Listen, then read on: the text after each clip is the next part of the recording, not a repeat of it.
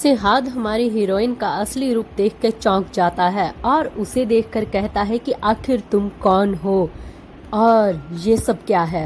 और तभी हमारी हीरोइन धीमी आवाज़ में कहती है कि असल में मेरा असली रूप यही है और मैं ऐसी ही दिखती हूँ।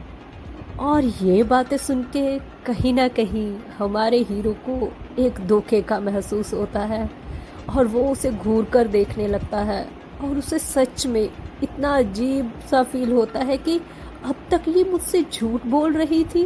मतलब अब तक जहाँ पर जो कुछ भी था वो सब झूठ था। और इससे पहले कि वो कुछ कह पाता तभी उसके बंदे वहाँ पर आ जाते हैं। मास्टर, कुछ हुआ है क्या? आप ठीक तो हैं? आप एकदम से भवंडर के अंदर चले गए थे।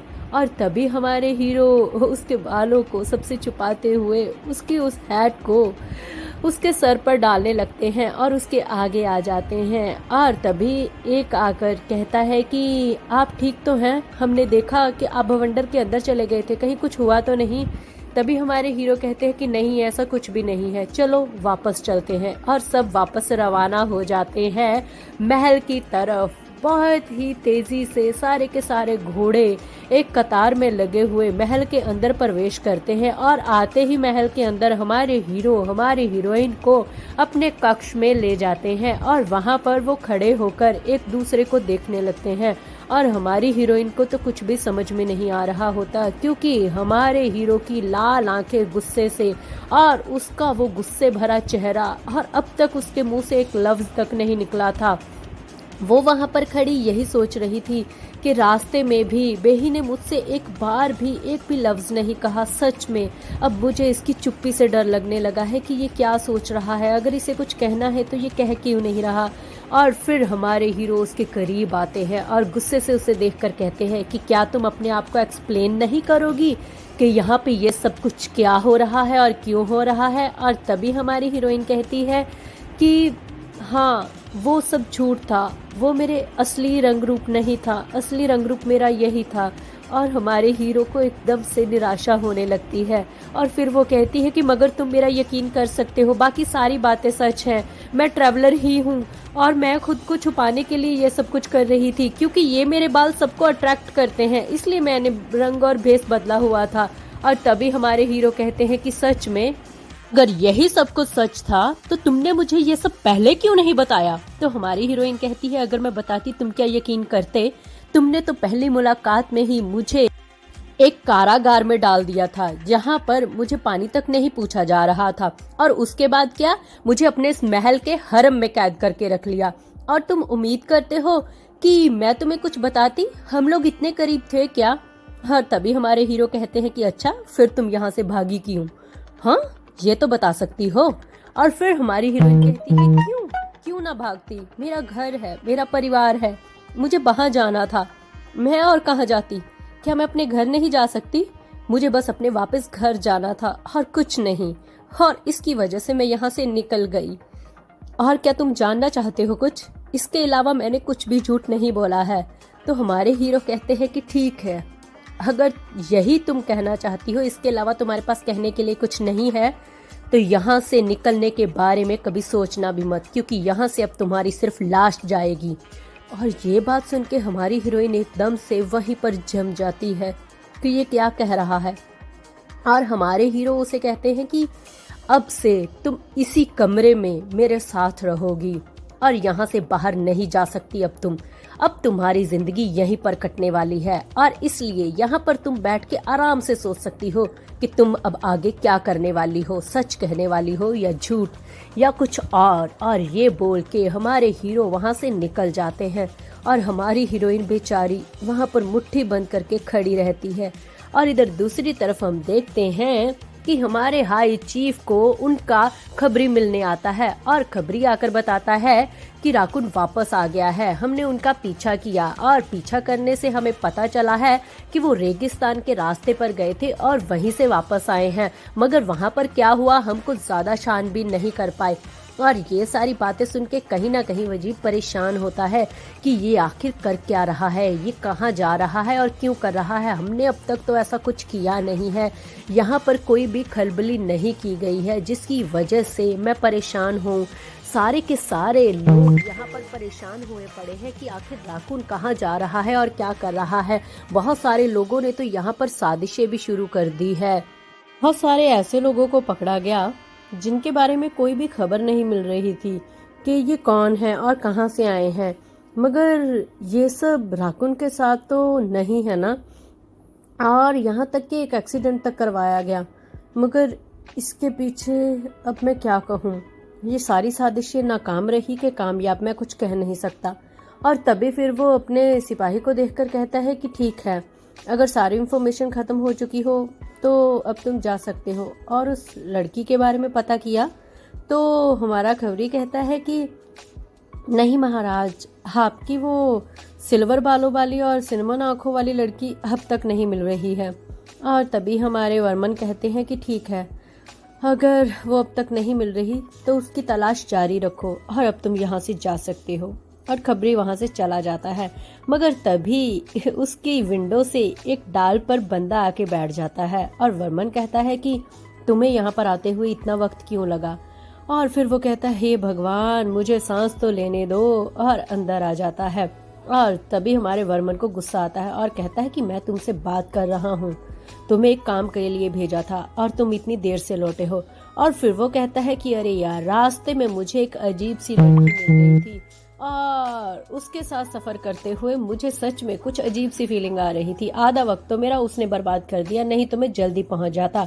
और वर्मन कहता है कि सच में क्या तुम इतना छोटा सा एक्सक्यूज दोगे मुझे। और फिर वो अपना चेहरा दिखाते हुए कहता है कि हाँ, क्यों नहीं। ये वही शख्स होता है जो हमारी हीरोइन को रेगिस्तान में मिलता है।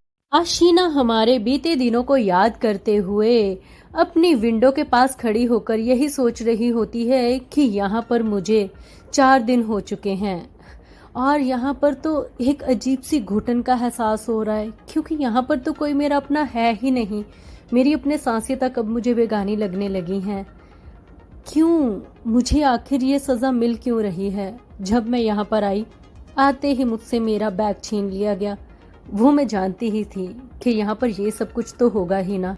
2 ऐसी मेड्स को मेरे पास खड़ा कर दिया गया जो कि सिपाहियों की तरह 24 घंटे मुझ पे नजर रखती हैं और मेरे साथ बात तक नहीं करती। मतलब मैं कभी उनसे बात करने की कोशिश भी करूं कि क्या तुम मुझसे बात कर सकती हो, तो वो हाँ या ना का जवाब तक नहीं देती।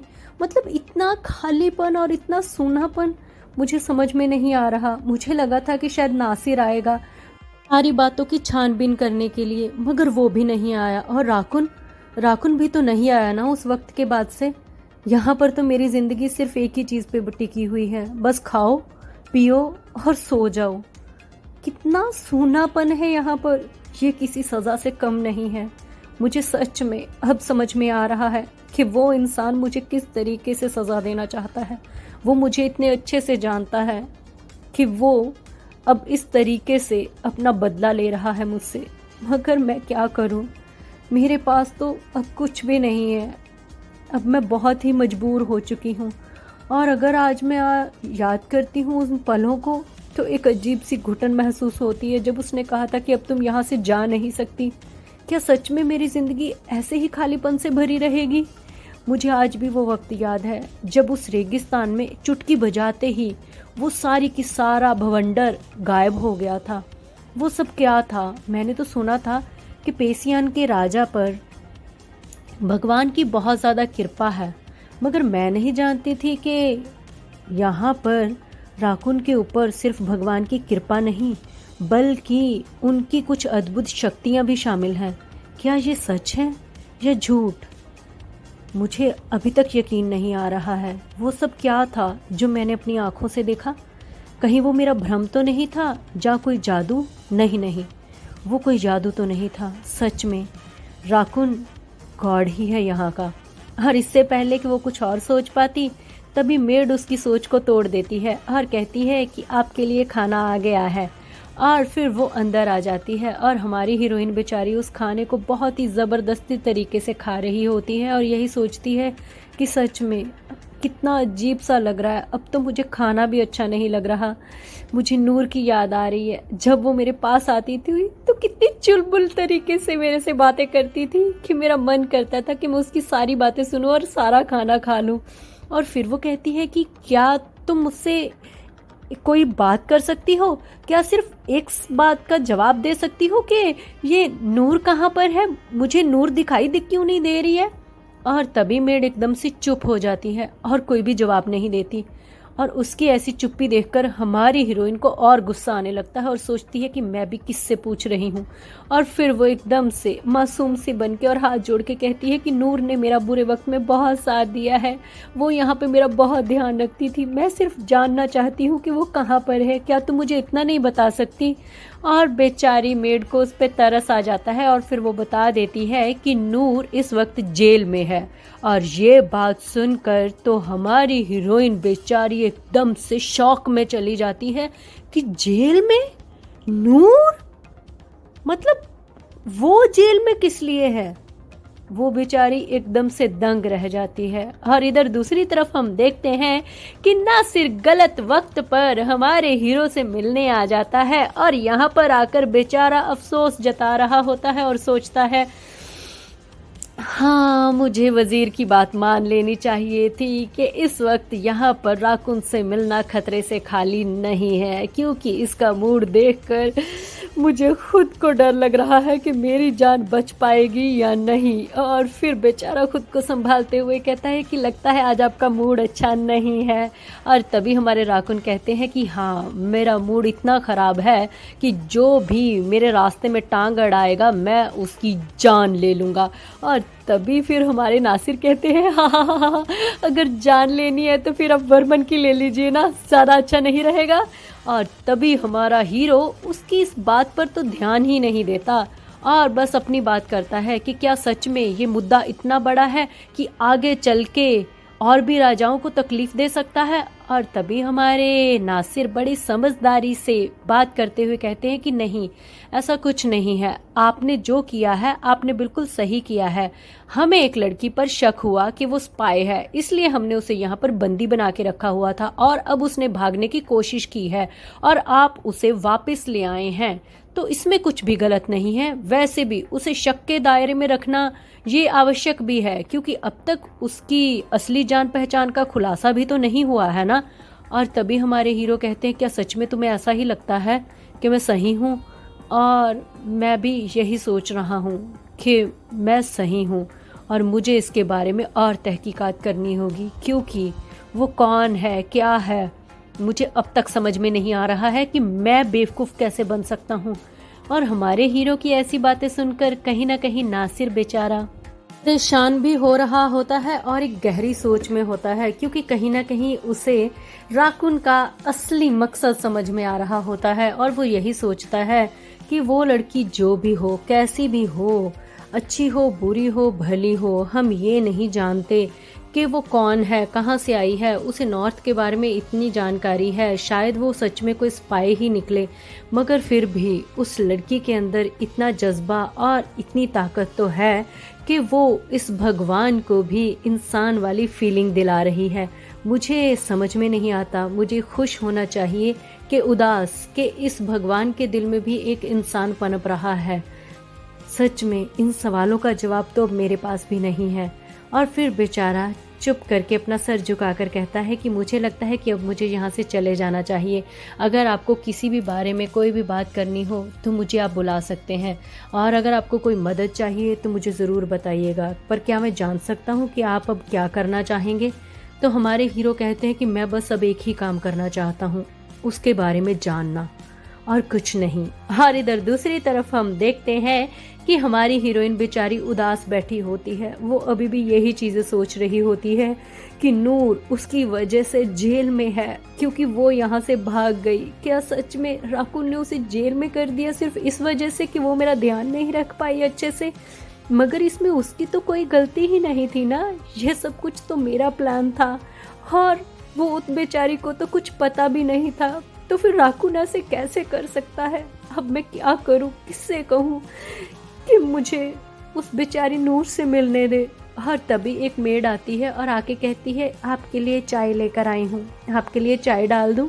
और तभी हमारी हीरोइन उसको देखने लगती है और फिर सोचती है कि क्या मैं इससे कोई बात करूँ? नहीं, कोई फ़ायदा नहीं होगा, क्योंकि आज तक इन्होंने बहुत जवाब दिए हैं जो अब देंगी कोई फायदा नहीं है। और तभी वो उस ग्लास को देखने लगती है जो उसके सामने पड़ा होता है, और तब उसे बेचारी नूर की याद आती है कि वो कैसे खिलखिलाते हुए उसके पास आती थी। ये देखो ना शीना मैडम, मैं आपके लिए चाय लेकर आई हूँ, आपकी फेवरेट वाली। आप इसे जब पियेंगी ना तो आप बिल्कुल तरोताज़ा हो जाएंगी। और हमेशा नूर ऐसे ही खिलखिलाती थी। इससे पहले कि बेचारी मेड्स को कुछ समझ में आता, हमारी हीरोइन हाथ मार के उस चाय के गिलास को तोड़ देती है और कांच के टुकड़े को उठा लेती है। और तभी बेचारी मेड्स वहीं पे देखने लगती है कि आप ये क्या कर रही हैं।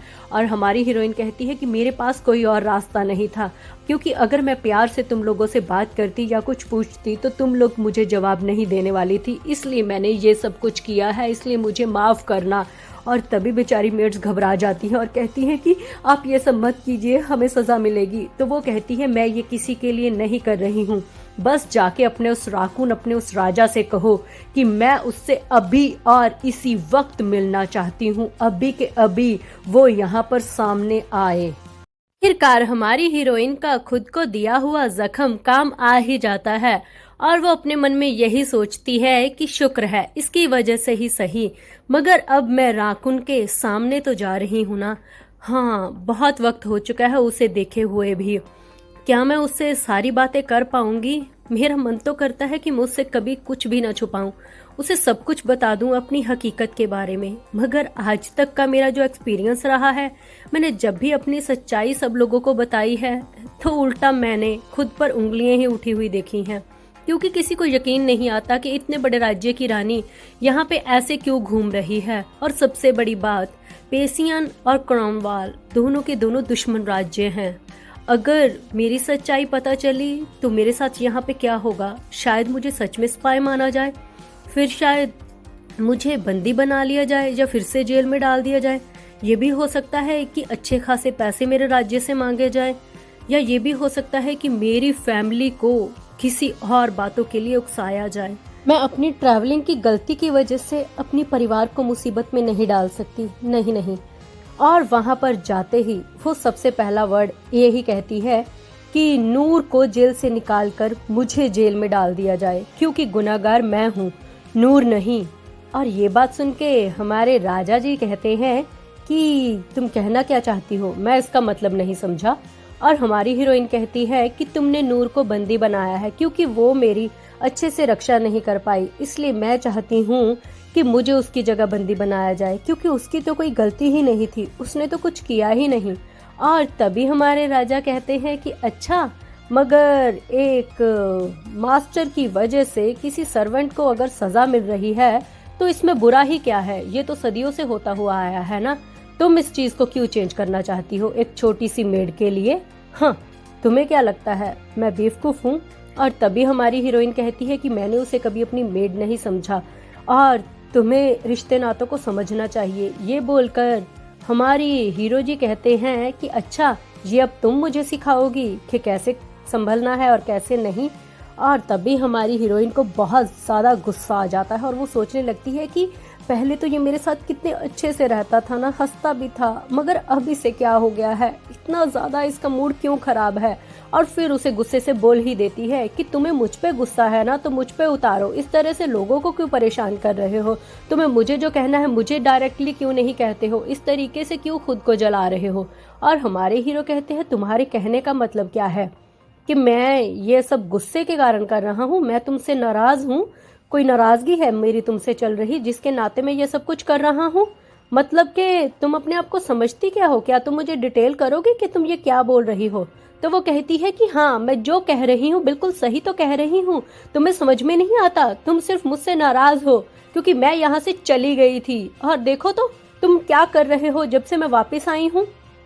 और तभी हमारे महाराज कहते हैं कि तुम्हारे कहने का मतलब है कि तुम यहाँ से चली गई और इस वजह से मुझे नाराजगी हुई है, बल्कि तुम तो एक स्पाई हो जिसके ऊपर निगरानी रखी जा रही थी, फिर मैं ऐसा क्यों सोचूंगा। तभी हमारी हीरोइन कहती है अगर ऐसा कुछ था तो तुम मुझे अपने कमरे में क्यों बंदी बना के रख रहे हो, वहां पे ऐसे कैद करके रखा है जहां मेरे पास कोई आता भी नहीं है और कोई बात तक नहीं करता, और ऊपर से नूर को भी तुमने गुस्से के मारे वहां पे बंद करके रखा हुआ है। तुम्हें और कोई काम नहीं है क्या? तुम ऐसा क्यों कर रहे हो? तुम मुझे सिर्फ टॉर्चर करने के बहाने ढूंढ रहे हो, तुम और कुछ नहीं कर रहे हो। तुम्हें पता भी है इस तरीके से किस तरीके से मैं टूट रही हूँ अंदर ही अंदर। तुम्हें क्या लगता है ऐसे मैं तुम्हारा कोई साथ दे पाऊंगी या तुम्हें कोई सच्चाई बता पाऊंगी? बिल्कुल भी नहीं, मैं ऐसा कुछ नहीं करूंगी। अपने दिल की बातें करते करते हमारी हीरोइन को एहसास ही नहीं होता कि कब उसकी आंखों से आंसू टपकने लगते हैं और वो बेचारी एकदम से चुप हो जाती है। तभी हमारे हीरो भी हैरान हो जाते हैं कि अशीना तुम रो रही हो। और हमारी हीरोइन को एहसास होता है कि सच में ये कब आई, मैंने रोना कब शुरू कर दिया, हे भगवान ये क्या हुआ। और तभी हमारे हीरो भी सोचने लगते हैं कि ये तो हमेशा बोल्ड होने का एहसास दिलाती है, कभी भी कमज़ोर पड़ती नहीं है ना मेरे सामने, फिर आज इसे क्या हुआ, ये मेरे सामने अपनी वीकनेस को कैसे दिखा सकती है। और तभी हमारी हीरोइन चेहरा पलट कर कहती है कि मुझे जो कहना था मैं कह चुकी हूँ, मैं ये आंसू इसलिए नहीं बहा रही हूँ कि तुम मुझ पर सिंपैथी करो, ये बस निकल आए पता नहीं कैसे। और तभी हमारे हीरो को बिल्कुल अच्छा नहीं लगता और उसे जाते हुए उसके हाथ को रोक लेते हैं और कहते हैं कि अशीना 1 मिनट रुको, क्या सच में तुम रो रही हो, मेरी तरफ देखना। और तभी हमारी हीरोइन जब देखती है तो उसकी आंखों पर आंसू अभी भी होते हैं और फिर वो अपना हैंकी उसे देते हैं इन आंसुओं को साफ करने के लिए। मगर हमारी हीरोइन को इस वक्त समझ में आता है कि उसने गलती कर दी और वो झटके से अपना हाथ छुड़ाती है और कहती है कि मुझे तुम्हारी सिंपैथी की ज़रूरत नहीं है, अगर कुछ करना ही है तो नूर को वहाँ से रिहा कर दो प्लीज़, वरना उम्मीद मत करना कि मैं तुम्हारे किसी भी सवाल का जवाब दूंगी या तुम्हारे साथ कोई भी कोऑपरेट करूंगी। ये बोलकर वो हमारे हीरो के मुंह पर दरवाज़ा बंद करके चली जाती है और हमारे हीरो वहीं पर खड़े सोचते रहते हैं कि यहाँ पर अभी क्या हुआ।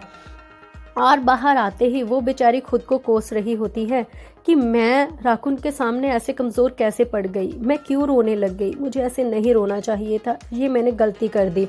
मगर तभी नासिर वहाँ से सामने से आता है और उन दोनों को देखकर कहता है कि तुम कौन हो और वहाँ ऑफिस से कैसे बाहर आई हो। और तभी हमारी हीरोइन कहती है कि नासिर तुमने मुझे पहचाना नहीं। और नासिर एकदम से आंखें खोलने लगता है और कहता है अशीना ये तुम हो। और फिर उसे सर से लेके पाँव तक घूरने लगता है और फिर कहता है कि अच्छा मुझे पहचान नहीं आई तुम्हारी, ये सब क्या है, क्या तुम एक्सप्लेन कर सकती हो। तो हमारी हीरोइन कहती है कि असल में मैं यही हूँ, असल में मेरी हकीकत यही है, मैं ट्रैवलिंग करने की वजह से अपना रूप रंग बदल के घूमती थी ताकि मुझ पर ज़्यादा लोगों की नज़र ना जाए। और तभी हमारे नासिर भी सोचने लगते हैं कि सच में पहले तो ये लड़की आम ही लगती थी, मगर अब देखने से लग रहा है कि ये बिल्कुल भी आम नहीं है, क्योंकि इससे तो मेरी नज़रें भी नहीं हट रही। और फिर हमारी हीरोइन कहती है क्या मैं तुम्हें स्पाई लगती हूँ। और तभी हमारे नासिर हंसते हुए कहते हैं कि तुम और स्पाई, कहते नहीं मुझे तो नहीं लगती, मगर हाँ हो भी सकता है क्योंकि अभी तुम्हारी छानबीन जो नहीं हुई है। तो फिर वो कहती है कि सच में ये चीज़ें मुझे बहुत ख़राब कर रही हैं, मतलब कोई कुछ भी सोच रहा है मेरे बारे में, पता नहीं ये सब कुछ कब ख़त्म होगा। और तभी नासिर भी एकदम से चुप हो जाता है और उसकी मेट कहती है कि हमें इस वक्त आगे निकलना चाहिए, नहीं तो राकुन को पता चला तो वो बुरा मान जाएंगे।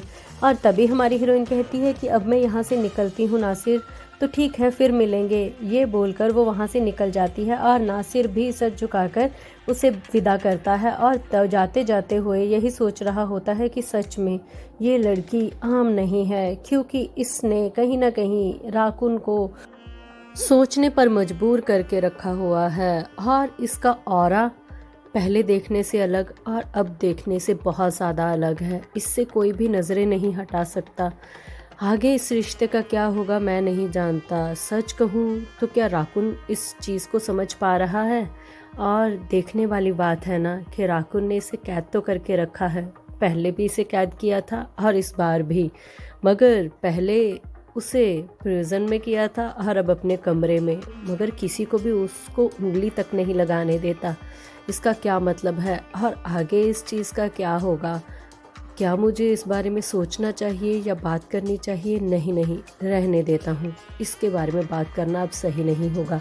और इधर हम देखते हैं कि हमारी हीरोइन वहाँ से चुपचाप निकल जाती है अपनी यादों को लेकर कि यहाँ पर अभी क्या हुआ। और इधर दूसरी तरफ हम देखते हैं कि राकुन ईमान से मिलता है और कहता है कि मेरे पीछे यहाँ पर कुछ गड़बड़ी हुई है क्या, किसी ने कुछ किया? तो ईमान कहता है कि नहीं, ऐसा कुछ नहीं हुआ, क्योंकि सब लोग परेशान थे कि कहीं आप तो कुछ नहीं कर रहे, क्योंकि आप अचानक से जो जहाँ पर चले गए उनके तो पैरों तले से ज़मीन निकल गई थी। सब लोग परेशान हुए पड़े हैं कि आखिर राकुन क्या साजिश कर रहा है। और फिर राकुन कहते हैं कि अच्छा चलो, अच्छी बात है, ये सुन के अच्छा लगा, मगर कुछ और तो नहीं हुआ ना? सब पर ध्यान रखा ना तुमने, सारे काम किए? तो ईमान कहता है हाँ क्यों नहीं, मगर वो यही परेशान हो रहे हैं कि आखिर राकुन है कहाँ पर और वो गायब क्यों हो गया है। अच्छा, और तुमने उन्हें क्या कहा? मैंने उन्हें कहा कि इसमें हैरान होने वाली कौन सी बात है, जब लड़का लड़की प्यार में होते हैं तो अक्सर वो अंधे हो जाते हैं। और ये बात मैंने सही कही ना राकुन? और ये बोलकर वो बहुत ही ज़्यादा खुश होता है, मगर हमारे राकुन इस बात को सुनकर तो एकदम से हैरान हो जाते हैं। क्या कहा तुमने, प्यार में? और हम दोनों? और हमारे राकुन कहते हैं कि तुम्हें तो बहुत ज़्यादा मज़ा आ रहा होगा ना ये सारी बातें करके। और तभी ईमान कहता है कि हाँ क्यों नहीं, मैंने थोड़ा सा तो मज़ा लिया है इन सब बातों का, मगर सच कहूँ तो इसमें कुछ बुरा भी तो नहीं है। पहले तो उन लोगों ने यकीन नहीं किया कि आप एक लड़की पर ऐसे फिदा हो सकते हैं, मगर फिर भी मैंने देख लीजिए सब संभाल लिया। और वो तो आप लोगों से मिलना चाहते थे, मगर मैंने सबसे बड़ा बहाना लगा दिया कि वो आप तो कमरे से निकलना ही नहीं चाहते, इसलिए आप किसी से मिल नहीं सकते। क्यों, सही किया ना मैंने?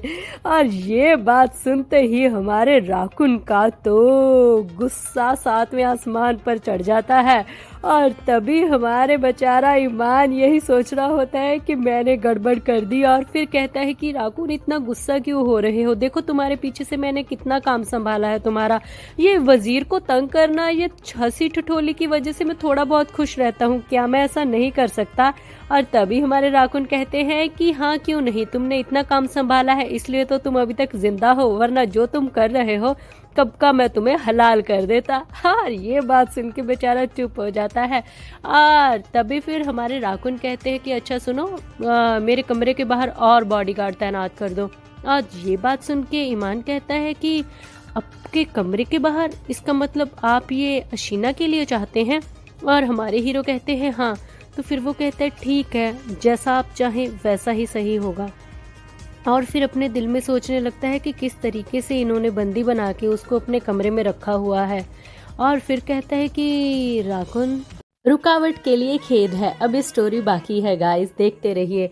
और ये स्पेशली वीडियो मैंने इसलिए डाली है कि बहुत सारे लोगों को सच में अभी तक शिकायत है कि मैं रोज़ वीडियो क्यों नहीं डाल रही हूँ, मगर सच कह रही हूँ कि मेरा एक चैनल डिलीट हो चुका है इसकी वजह से ही, और मैं अब कोई भी रिस्क नहीं लेना चाहती हूँ, इसलिए प्लीज़ थोड़ा सा कोऑपरेट करें। मैं फिर भी कोशिश करती हूँ कि मैं कुछ ना कुछ आपके मनोरंजन के लिए थोड़ा बहुत डालती रहूँ, है ना, वीडियोस के अंदर, तो इसलिए प्लीज़ थोड़ा सा कोऑपरेट करें। मैं पूरी कोशिश करूँगी कि आपके मन मुताबिक चीज़ें आएँ। अगर मैं आपसे कुछ कहूँ तो आप बुरा तो नहीं मानेंगे? और हमारे हीरो कहते हैं कि नहीं, क्या कहना चाहते हो तुम, बोलो। और फिर वो कहता है कि आपको याद है वजीर को किसी ने एक पिंजरा दिया था तोते का, उससे पक्षी से वो बहुत ज़्यादा प्यार करते थे, उसका बहुत ध्यान रखते थे, मगर वो पक्षी हमेशा बाहर उड़ने के लिए उतारू रहता था और उन्होंने क्या किया, उसके पर काट दिए। कुछ वक्त के बाद वो वहीं पर मर गया। और ऐसा इंसानों के साथ भी होता है, अगर आप उन्हें ज़बरदस्ती अपने साथ जोड़े रखने की कोशिश करते हैं तो वो आपसे नफरत करने लगते हैं। और तभी हमारे हीरो कहते हैं तो तुम कहना क्या चाहते हो, साफ साफ बताओ मुझे। और तभी मान कहता है कि मैंने जो कहना था मैं वो कह चुका हूँ, आप तो भगवान है ना, आप अच्छे से जानते हैं आप क्या कर रहे हैं, बस इससे ज़्यादा मैं और कुछ नहीं कह सकता। अब बहुत सारे काम बाकी है, मैं चलता हूँ, आप भी आराम कीजिएगा। और तभी हमारे हीरो को याद आती है हमारी हीरोइन की वो आंसुओं से भरी हुई आंखें, और फिर वो मन में सोचने लगते हैं कि सच में उसकी ये आंखें मुझे अभी तक बेचैन कर रही हैं। और एक गहरी सोच के बाद वो जाते हुए ईमान को रोक कर कहते हैं कि मेरी बात सुनो। और तभी ईमान कहता है जी महाराज कहिए। और फिर हमारे हीरो कहते हैं कि वो जो लड़की नूर है उसे तहखाने से बाहर कर दो। और ये बात सुन के कहीं ना कहीं ईमान समझ जाता है कि महाराज क्या कर रहे हैं, और वो मुस्कुराकर वहाँ से चला जाता है। और हमारे राकुन वहीं पे खड़े अपनी गहरी सोचों के साथ बातें कर रहे होते हैं जो ईमान ने उसे अभी अभी कही होती हैं। और वो यही सोच रहा होता है कि क्या सब कुछ ये सच था, क्या ये सच है। इधर दूसरी तरफ हम देखते हैं कि करीम और नासिर को डिस्टर्ब करने के लिए इधर दूसरे एक शख्स आ जाते हैं जो कि आकर चिल्लाते हैं कि सच में मैं तो बहुत परेशान हो चुका हूँ, क्या सच में यहाँ पे ये सब कुछ हो रहा है, क्या तुमने महाराज की हालत देखी है, वहाँ पर क्या हो रहा है नासिर, यहाँ पे इतना सब कुछ मुझे तो समझ में नहीं आ रहा। तो नासिर कहता है क्या हुआ, आप शांति से हमें बता सकते हैं। तो वो कहता है कुछ हुआ है क्या, क्या महाराज किसी बात से खफा है क्या, वो 2-3 दिन से बिना कुछ खाए पिए, बिना एक बार भी पलके झपकाए हुए लगातार काम करे जा रहे हैं, और वो काम भी कर रहे हैं जो कि बाद में भी किया जा सकता है। मैं उन्हें समझा चुका हूं कि आपको रेस्ट करनी चाहिए, थोड़ा आराम करना चाहिए, मगर वो तो बात ही नहीं सुन रहे हैं। मुझे तो समझ में नहीं आ रहा है उन्हें क्या हुआ है। और तभी हमारे नासिर हल्का सा मुस्कुराते हैं और फिर कहते हैं कि शायद मैं जानता हूँ उन्हें क्या हुआ है। और करीम को ये बात समझ नहीं आती, वो कहता है कि क्या हुआ है। और इधर दूसरी तरफ हम देखते हैं कि बाहर चुपके से इनकी बातें बयान का वो खुफिया शख्स सुन रहा होता है जो कि हमारी हीरोइन को रेगिस्तान में मिला था। और तभी इधर आपस में सारी बातें करने लगते हैं और वजीर कहते हैं कि आप काफ़ी बिजी रह रहे हैं, क्या हुआ, आज आप मिलने क्यों नहीं आए। और तभी नासिर कहता है कि क्रॉमवाल से वहाँ पे उन्होंने एक सबसे बड़े बंदे को अपने यहाँ पर भेजा हुआ है, हम नहीं जानते क्यों। और फिर वजीर कहते हैं कि मगर उन्होंने अपने बंदे को यहाँ पे क्यों भेजा है, क्योंकि हमारे साथ तो उनके रिलेशन कुछ ज़्यादा अच्छे नहीं है ना, कटारिया के साथ उनके रिलेशन अच्छे हैं, यहाँ पर आने का क्या मकसद हुआ उनका, क्या कोई बात हुई है क्या। और फिर नासिर कहता है इसके बारे में तो मैं भी नहीं जानता, और उन्होंने जिस शख्स को भेजा है वो भी कोई आम नहीं है, वो भी एक बहुत ही बड़ा इन्वेस्टर है और बहुत ही बड़ा राजकुमार। और इसलिए तो हैरानगी हो रही है कि ऐसे शख्स को यहाँ पर भेजना समझ में नहीं आया, और मैं उसी में सब जगह पे बिजी था। और इधर वो लड़का भी सुन रहा होता है सारी बातें और सोचने लगता है कि ये सारी चीज़ें किसी न किसी के साथ कनेक्ट होती हैं। और फिर उसे याद आती है वो लड़की, यानी कि हमारी आशीना ही, जो उसे वहाँ रेगिस्तान में मिलती है। और फिर वो सोचने लगता है कि जब मैं कटारिया में घूम रहा था तो वहाँ पर एक लड़की की तलाश के तस्वीरें भी लगी हुई थी, पोस्टर, हाँ मुझे याद है, लोग उसे पढ़ रहे थे, और वो पोस्टर मैंने भी तो पढ़ा था ना। और जिस एम्बेसडर का ये लोग नाम ले रहे हैं उसका नाम भी कुछ सेम सेम था ना, कहीं ये उसके साथ कुछ रिलेटेड तो नहीं है, आखिर ये लड़की है कौन। और ये बात इधर सोच रहा होता है, उधर दूसरी तरफ हम देखते हैं कि नासिर कहता है कि मैं नहीं जानता आखिर यहाँ पे वो आया क्यों है, मगर इस बारे में हमें छानबीन तो करनी होगी, और हम इस तरीके से कोई भी गलत कदम भी नहीं उठा सकते क्योंकि वो बहुत बड़ा आदमी है। और तभी एकदम से करीम दरवाजे को फटाक करके खोलता है और नासिर कहता है तुम्हें क्या हुआ। तो करीम कहता है मुझे लगा कि कोई हमारी बातें सुन रहा था, मगर यहाँ पर तो कोई भी नहीं है, शायद मुझे वहम हुआ। और इधर दूसरी तरफ हम देखते हैं महाराज की चिंता में डूबे हुए सिपाही बार बार उन्हें रेस्ट करने के लिए कहते हैं और यही कहते हैं कि अब आपको अपना ध्यान रखना चाहिए क्योंकि बहुत वक्त हो चुका है आपको यहाँ पर काम करते हुए। और तभी हमारे महाराज कहते हैं क्या सच में मुझे अब रेस्ट कर लेनी चाहिए, क्या मैं बिल्कुल भी अपना ध्यान नहीं रख रहा हूँ ईमान, ठीक है। और फिर ईमान अपने मन में सोचने लगता है मैंने वो सारी बातें जो कही हैं कहीं इन्होंने दिल में तो नहीं लगा ली हैं, हे भगवान कहीं मैंने कुछ गड़बड़ तो नहीं कर दी। और तभी वो वहाँ से चले जाते हैं और हमारे हीरो एक लंबी और गहरी सांस लेकर सूरज की ओर देखते हैं। और इस वक्त वो सच में बहुत ज़्यादा टूट चुके थे, उनका शरीर जवाब दे चुका था मगर उनका दिमाग अभी तक हीरोइन की तरफ ही था। वो सोचते हैं कि मुझे लग रहा था कि वो यहाँ से भाग गई है इसलिए मुझे बेचैनी हो रही है, मैं उसे वापस पकड़ लूंगा तो सब कुछ ठीक हो जाएगा, मगर ऐसा तो कुछ हुआ ही नहीं ना। जब वो वापस आई है तब भी मैं बेचैन हूँ, इतना ज़्यादा बेचैनी। आखिर क्यों, आखिर मेरा दिल चाहता क्या है। हमारे हीरो नहीं जानते कि असल में वो चाहते क्या हैं, और वो यही सोचते हैं कि जिस तरीके से उन्होंने पंछी के पर काट दिए थे, क्या अगर मैं हसीना को उस तरीके से बंदी बना के कैद करके यहाँ पे रख लूँ, क्या तो वो यहाँ पे रह पाएगी? नहीं नहीं, वो ऐसा कभी नहीं करेगी। वो मुझसे नफरत करने लगेगी। शायद जिन आँखों से वो मुझे अक्सर देखा करती थी, वो उन आँखों से शायद मुझे फिर कभी देखे ही ना, क्योंकि मैं उन आँखों को देखने के लिए तरस चुका हूँ जैसे वो मुझे पहले देखा करती थी। वो बड़ी बड़ी सी, वो चुलबुली सी आँखें, शैतानी भरी, जिनमें उम्मीद और उमंग भरी थी। क्या वो उन आँखों से दोबारा मुझे देख पाएगी? मैं क्या करूँ? मुझे तो अब तक समझ में नहीं आता कि आखिर वो जैसी दिखती है उसकी पर्सनैलिटी वैसी नहीं है, वो असल में वैसी नहीं है। आखिर वो है कौन? मुझे तह तक जाना होगा, जाननी होगी उसकी सारी सच्चाई कि आखिर वो है कौन, और इसके अलावा मेरे पास कोई रास्ता नहीं है। और तभी हमारे हीरो को एक आवाज़ आती है कि तुम यहाँ पे क्या कर रहे हो। और तभी हमारे हीरो को एहसास होता है कि वो यादों में खोए हुए सीधा अपने कमरे में लौट आए हैं, हमारी आशीना के पास। और आशीना सामने वहाँ पे खड़ी होती है, और हमारे हीरो उसे घूर कर देखते हैं कि हे भगवान, अब मैं क्या कहूँ। और तभी हमारी आशीना उसे गुस्से से घूरती है, और गुस्से से घूर कर देखते हुए कहती है कि तुम कुछ बोल क्यों नहीं रहे हो? तुम यहाँ पे क्यों आए हो? कोई बात करनी है क्या? तो बात करनी है तो बात करो ना, चुप क्यों खड़े हो? और हमारी हीरोइन सच में जो ये बोल रही होती है, हमारे हीरो को तो बहुत मज़ा आ रहा होता है उसे कि ये सारी बातें सुन के, क्योंकि इस वक्त उसकी थकावट उतर चुकी होती है हमारी हीरोइन का चेहरा देखकर, और कहीं ना कहीं उनके चेहरे पर मुस्कान भी आ जाती है, और फिर वो हल्की सी मुस्कान के साथ हंसने लगते हैं। और हमारी हीरोइन को गुस्सा आता है कि तुम जवाब क्यों नहीं दे रहे हो। और तभी हमारे हीरो उसके करीब आके कहते हैं, क्या मुझे अपने कमरे में आने के लिए कोई बहाना चाहिए क्या? तुम ही बताओ, मैं तो अपने कमरे में आया हूँ आराम करने के लिए।